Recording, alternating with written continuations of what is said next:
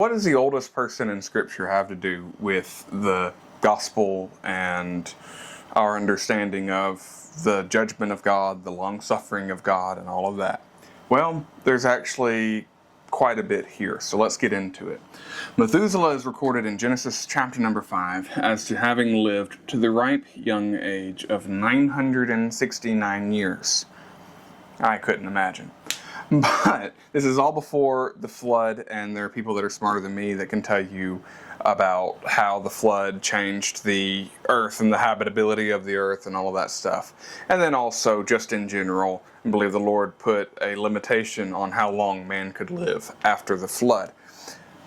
Anyway, the scripture tells us he lived to 969 years of age. His father was Enoch, okay? And you might recognize that name from the apocryphal book, the book of Enoch, or the quotation, the one small quotation of Enoch in the book of Jude. The Lord cometh with 10,000s of his saints. And just that right there is enough to tell us Enoch was a spiritual man. Before the flood, he tells us of the prophecy of the second coming of Jesus and of the final judgment. Okay? So Enoch was a man that God communed with. He walked with God. He was translated. The scripture tells us Enoch walked with God, and he was not found, for God took him.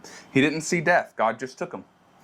And so Enoch named Methuselah. So what does Methuselah mean? Names meant something back then. So what does Methuselah mean? That's a controversy. There are a couple of different ideas. The most common thing that you will get is that Methuselah means man of the dart. Okay? And I'm going to run out of space here because I didn't plan ahead. Ha-ha! So the dart part comes from this. Methuselah is a compound name.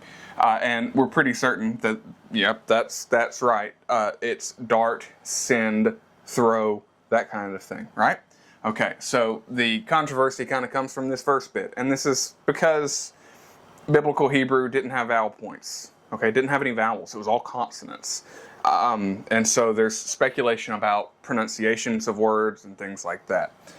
But anyway, there is an alternate idea that this first part comes from a word which means death. And so that definition of Methuselah would be his death sends, okay? And the word for dart, to throw, okay, his death sends, all right?